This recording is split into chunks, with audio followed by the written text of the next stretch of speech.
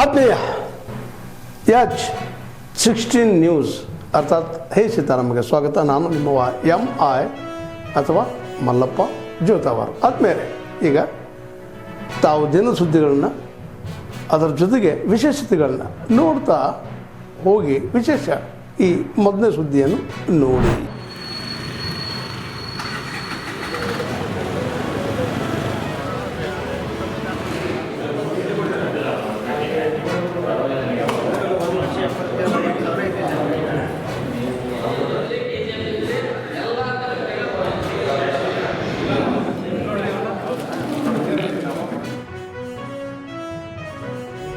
ಸಹ ಎಲ್ಲ ತಾಲೂಕು ನ್ಯಾಯಾಲಯಗಳಲ್ಲಿ ರಾಷ್ಟ್ರೀಯ ಲೋಕ ಅದಾಲತನ್ನು ಹಮ್ಮಿಕೊಳ್ಳಲಾಗಿದೆ.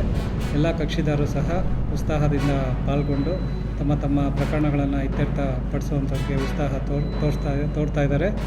ಈ ಒಂದು ಲೋಕ ಅದಾಲತಲ್ಲಿ ಎಲ್ಲ ರೀತಿಯ ಸಿವಿಲ್ ಪ್ರಕರಣಗಳು, ರಾಜಿ ಆಗಬಹುದಾದಂಥ ಕ್ರಿಮಿನಲ್ ಪ್ರಕರಣಗಳು, ದಾಂಪತ್ಯ ಪುನರ್ ಸ್ಥಾಪನಾ ಪ್ರಕರಣಗಳು, NI ಆ್ಯಕ್ಟ್ ಪ್ರಕರಣಗಳು, MEC ಪ್ರಕರಣಗಳು ಸೇರಿದಂತೆ LAC ಪ್ರಕರಣಗಳು ಸೇರಿದಂತೆ ಅನೇಕ ಬಗೆಯ ವ್ಯಾಜ್ಯಗಳನ್ನು ಇತ್ಯರ್ಥಪಡಿಸಲಾಗ್ತಾ ಇದೆ. ಅದರ ಜೊತೆಗೆ ಪ್ರೀ ಲಿಟಿಗೇಷನ್ ಅಂದರೆ ವ್ಯಾಜ್ಯ ಪೂರ್ವ ಪ್ರಕರಣಗಳನ್ನು ಸಹ ಇತ್ಯರ್ಥಪಡಿಸಲಾಗ್ತಾ ಇದೆ. ಈ ಒಂದು ಲೋಕ ಅದಾಲತಲ್ಲಿ ಈ ಪ್ರಕರಣಗಳು ಇತ್ಯರ್ಥ ಆದಂತಹ ಸಂದರ್ಭದಲ್ಲಿ ನ್ಯಾಯಾಲಯ ಡಿಗ್ರಿ ಕೊಟ್ಟಾಗ ಯಾವ ರೀತಿ ಮೌಲ್ಯವನ್ನು ಹೊಂದಿರುತ್ತೆ ಅದೇ ರೀತಿಯ ತೀರ್ಮಾನ ಮೌಲ್ಯವನ್ನು ಹೊಂದಿರುತ್ತೆ. ಪ್ರಕರಣದಲ್ಲಿ ಅರ್ಧ ಹಣವನ್ನು ಡೆಪಾಸಿಟ್ ಮಾಡಿಬಿಡ್ತಿದ್ರು. ಆದರೆ ಈಗ ರಾಜಿ ಆದರೆ ಸಂಪೂರ್ಣ ಹಣವನ್ನು ಕೊಡ್ತಾರೆ. ಅವರು ಮತ್ತೆ ಫರ್ದರ್ ಟ್ರೀಟ್ಮೆಂಟ್ಗಾಗಿರ್ಬೋದು ಮತ್ತು ಅವರ ಕುಟುಂಬದ ನಿರ್ವಹಣೆಗಾಗಿರ್ಬೋದು, ಅವ್ರ ಚಿಕಿತ್ಸೆಗೆ ಎಲ್ಲ ಅನುಕೂಲ ಆಗ್ತದೆ.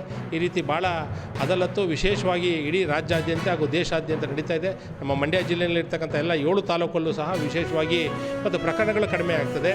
ಎಲ್ಲರಿಗೂ ಆರೋಗ್ಯ ಉಳಿಯುತ್ತದೆ. ಕಕ್ಷಿದಾರರಿಗೆ ಆರೋಗ್ಯ ಉಳಿಯುತ್ತೆ, ವಕೀಲರಿಗೆ ಆರೋಗ್ಯ ಉಳಿಯುತ್ತೆ, ನ್ಯಾಯಾಧೀಶರಿಗಾಗ್ಬೋದು. ಮತ್ತು ಒಂದು ಸಮತಾ ಸಮಾಜ, ಸದೃಢ ಸಮಾಜ ನಿರ್ಮಾಣ ಆಗೋಕ್ಕೆ ಸಾಧ್ಯ ಆಗ್ತದೆ. ರೈತ ಮುಖಂಡರೇ ನಮಗೆ ಸಹಾಯ ಮಾಡ್ತಾ ಇರೋದು. ರಿಕವರಿಗೆ ಹೋದಾಗ ರೈತ ಮುಖಂಡರು ತೊಂದರೆ ಕೊಡ್ತಾರೆ ಅನ್ನೋ ತಪ್ಪು ಕಲ್ಪನೆನ ಅವ್ರುಗಳು ಹೋಗ್ಲಾಡಿಸ್ತಿದ್ದಾರೆ. ರೈತರಲ್ಲಿ ಒಂದು ಅವೇರ್ನೆಸ್ನ ಕ್ರಿಯೇಟ್ ಮಾಡ್ತಾ ಇದ್ದಾರೆ. ಆದ್ದರಿಂದ ರೈತರು ತಾವೇ ಮುಂದೆ ಬಂದು ಇಂಥ ಒಂದು ಸ್ಕೀಮ್ಗಳಲ್ಲಿ ತಮ್ಮ ಅಕೌಂಟ್ಗಳನ್ನ ಒನ್ ಟೈಮ್ ಸೆಟ್ಲ್ಮೆಂಟ್ ಮಾಡಿಕೊಂಡು ಮತ್ತೆ ಅವರಿಗೆ ಬ್ಯಾಂಕ್ಗಳಿಂದ ಹೊಸ ಸಾಲ ಸೌಲಭ್ಯಗಳು ಸಿಗೋ ಥರ ಮಾಡ್ಕೋಬೇಕು ಅಂತ ನಾನು ಭಾರತೀಯ ಸ್ಟೇಟ್ ಬ್ಯಾಂಕ್ ಪರವಾಗಿ ನಾನು ತಮ್ಮಲ್ಲಿ ಕಳಕಳಿಯ ಮನವಿ ಮಾಡ್ತೀನಿ. ಸಿಬಿಲ್ ಆಗ್ಬೋದು, ಬೇರೆ ಬ್ರ್ಯಾಂಚಲ್ಲಿ ಸಾಲ ತಗೊಳ್ಳೋದಾಗ್ಬೋದು, ಮುಂದೆ ಫ್ಯೂಚರಲ್ಲಿ ಒಳ್ಳೆಯದಾಗುತ್ತೆ ಅಂತ ಬಂದು ಎಲ್ಲರನ್ನೂ ಹೇಳಿ ಮನವೊಲಿಸಿ ಕಟ್ಸಿದ್ದೀವಿ ಮೇಡಮ್. ಇದರಿಂದ ನಮ್ಗೆ ತುಂಬ ಅನುಕೂಲ ಆಗಿದೆ. ನಾವು ಈಗ ಇವ್ರದ್ದು 4 ಲಕ್ಷ ಚಿಲ್ಲರೆ ಇತ್ತು, 70,000 ರೂಪಾಯಿ ಸೆಟ್ಲ್ ಮಾಡಿದ್ದೀವಿ.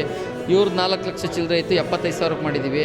ಇನ್ನೊಬ್ಬರು ಅಕ್ಕರು ಇಲ್ಲೇ ಇದ್ದಾರೆ, ಅವ್ರದ್ದು 6 ಲಕ್ಷ ಚಿಲ್ಲರೆ ಇತ್ತು, ಅವ್ರದ್ದು ಒಂದು 61,000 ಇನ್ನೊಂದು ಮಾತುಕತೆ ನಡೀತಾ ಇದೆ. ಈ ಥರ ಬಂದಂಥ ಸಂದರ್ಭದಲ್ಲಿ ರೈತರುಗಳು, ಸಾರ್ವಜನಿಕರು ಯಾರೇ ಆದ್ರೂ ಈ ಅದಾಲತ್ ಆಗ್ಬೋದು, OTS ಆಗ್ಬೋದು ಬಂದರೆ ಸೆಟ್ಲ್ಮೆಂಟ್ ಮಾಡ್ಕೊಂಡ್ರೆ ಮುಂದೆ ಫ್ಯೂಚರಲ್ಲಿ ನಿಮ್ಮ ಮಕ್ಳಿಗೆ ಭವಿಷ್ಯ ಚೆನ್ನಾಗಿರುತ್ತೆ. ನಾನು ಬ್ಯಾಂಕ್ ಅದಾಲತ್ SBI ಇತ್ತು, ಒಂದು 4 ಲಕ್ಷ ಚಿಲ್ಲರೆ ಒಂದು ಲೋನ್ ತಗೊಂಡಿದ್ದೆ. ಇಲ್ಲಿ ಕೋರ್ಟು ಕಚೇರಿ ಹೋಗೋದ್ರ ಮುಖಾಂತರ ಇಲ್ಲಿ 50% ನನಗೆ ವೇವರ್ ಮಾಡಿಕೊಟ್ಟು ನನಗೆ ಕ್ಲೋಸ್ ಮಾಡಿಕೊಟ್ಟಿದ್ದಾರೆ. ಇದನ್ನು ಲೋಕ ಅದಾಲತ್ ಇದು ಮಾಡೋದ್ರಿಂದ ನಿಮಗೆ ಬೆನಿಫಿಟ್ ಆಗುತ್ತೆ. ಕೋರ್ಟು ಕಚೇರಿಗೆ ಅಲ್ಲಿಯೋ ಅವಶ್ಯಕತೆ ಇಲ್ಲ. ಜಡ್ಜ್ ಸಾಹೇಬರು ಅವಕಾಶ ಮಾಡಿಕೊಟ್ಟಿದ್ದಾರೆ, ಬ್ಯಾಂಕು ಕೂಡ ಸಹಕರಿಸಿದ್ದಾರೆ. ಎಲ್ಲ ಕೂಡ ಉಳಿದ ರೈತರುಗಳೆಲ್ಲ ಬಂದು ಇದನ್ನು ಈ ಸ್ಕೀಮ್ನ ಯೂಸ್ ಮಾಡ್ಕೋಬೇಕು ಅಂತೇಳಿ ಕೇಳ್ಕೊತೀನಿ. ಕ್ಷೀರೇಣ ಸ್ನಪಯಾಮಿ ಓಂ ತದಿಕ್ರಾಮನೋ ಕಾರ್ಯಚಂದ್ರಪದೇ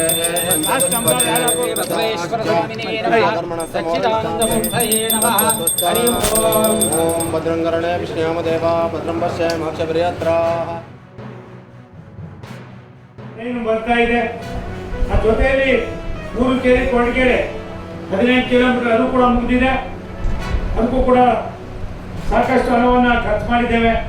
ನನಗನ್ನಿಸ್ತದೆ ಯಾವ ಯೋಜನೆ ಮಾಡಕ್ಕೆ ಆಗೋದಿಲ್ಲ ಅಂತ ಇದ್ರು ಆ ಯೋಜನೆಯನ್ನ ಮುಗಿಸ್ತಕ್ಕಂಥ ಅದಕ್ಕೆ ರಾಷ್ಟ್ರದ ಪ್ರಧಾನಮಂತ್ರಿ ನರೇಂದ್ರ ಮೋದಿ ಅವರು, ನಮ್ಮ ಮಂತ್ರಿಗಳಾದ ಅಶ್ವಿನಿ ವೈಷ್ಣವ್ ಅವರು, ನೀವೇ ಕಲಿಸಿರ್ತಕ್ಕಂಥ ನಿಮ್ಮ ಸೋಮಣ್ಣ ಪ್ರಾಮಾಣಿಕವಾದ ಪ್ರಯತ್ನವನ್ನು ಮಾಡಿ ಇದಕ್ಕೆ ನಾವು ಸಾರ್ವಜನಿಕರಿಗೆ ಸಮರ್ಪಣೆ ಮಾಡ್ತಕ್ಕಂಥ ಕೆಲಸವನ್ನು ಮಾಡ್ತೀವಿ. अच्छा करेंगे तेरे को मैं प्रार्थना तेरे को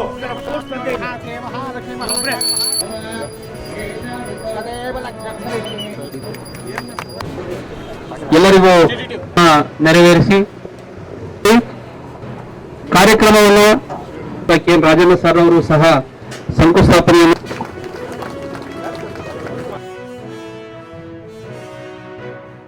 ರಾಷ್ಟ್ರದ ಪ್ರಧಾನಮಂತ್ರಿ ಹೇಳ್ತಾರೆ, ನ್ಯಾಷನಲ್ ಹೈವೇ ಮತ್ತು ರೈಲ್ವೆ ಈ ದೇಶದ ಅಭಿವೃದ್ಧಿಯ ಸಂಕೇತ. ನ್ಯಾಷನಲ್ ಗ್ರೋತ್ ಅನ್ನೋ ಮಾತನ್ನ ಹೇಳ್ತಾರೆ. Growth of national highway, growth of national railway.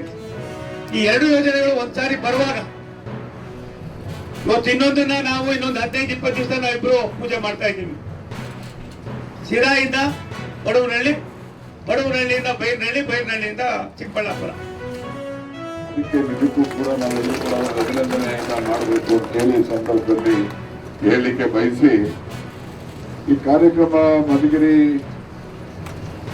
ಒಂದು ಐತಿಹಾಸಿಕ ಪ್ರದೇಶ ಇದೆ.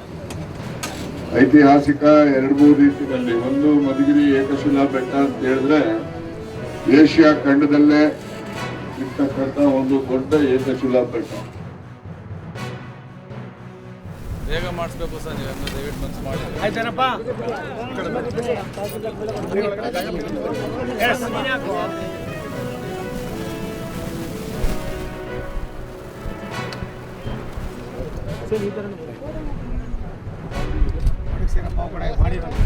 ಗಣೇಶ, ಹಂಗಾಗಿ ನಾವೇನು ಅವ್ರ ಕೈ ನಾನು ಒಂದಿನಾನು ಈ ಕಾಂಟ್ರಾಕ್ಟ್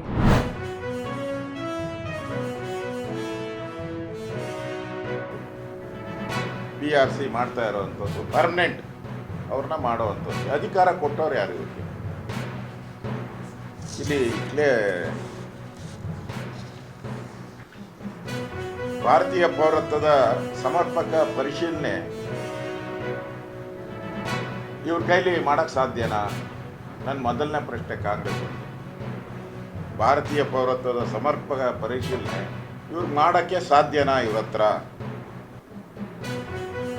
ಮತ್ತು ಪೌರತ್ವ ಮತ್ತು ವಿದೇಶಿ ಪ್ರಜೆ ಅಂತ ಗುರುತು ಮಾಡೋದು ಅದು ಕೇಂದ್ರ ಸರ್ಕಾರ ಮಾಡೋವಂಥದ್ದು. ಯಾರಾದರೂ ನಮ್ಮ ದೇಶದವರಲ್ಲ ಅಂದರೆ ಅವ್ರು ತೊಗೊಂಡೋಗಿ ಗಡಿ ಭಾಗದಲ್ಲಿ ಆ ದೇಶದ ಜೊತೆ ಮಾತಾಡಿ, ಆ ದೇಶದ ಅಧಿಕಾರಿಗಳ ಜೊತೆ ಮಾತಾಡಿ ಟ್ರಾನ್ಸ್ಫರ್ ಮಾಡಬೇಕದು. ದೊಡ್ಡ ಪ್ರೊಸೀಜರ್ ಅದು. ಆ ಪ್ರೊಸೀಜರ್ನ ರಾಜ್ಯ ಸರ್ಕಾರ ಮಾಡುತ್ತಾ? ಆಯ್ತು, ಇವ್ರು ಸಿಕ್ಕಾಕೊಂಡ್ರು ಅಂತ ತಗೊಂಡೋಗಿ ಎಲ್ಲಿ ಬಿಡ್ತಾರೆ ಇವರು?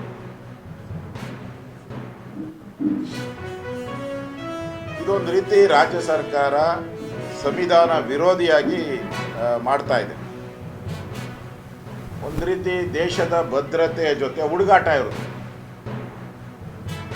ಹುಡುಗಾಟದ ಥರ ದೇಶದ ಭದ್ರತೆಗೆ ವೋಟ್ ಬ್ಯಾಂಕ್ಗೋಸ್ಕರ ಅಲ್ಪಸಂಖ್ಯಾತರ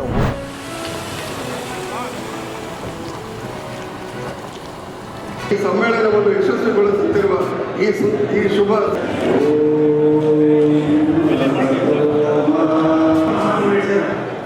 ಇದರ ಪ್ರಮುಖ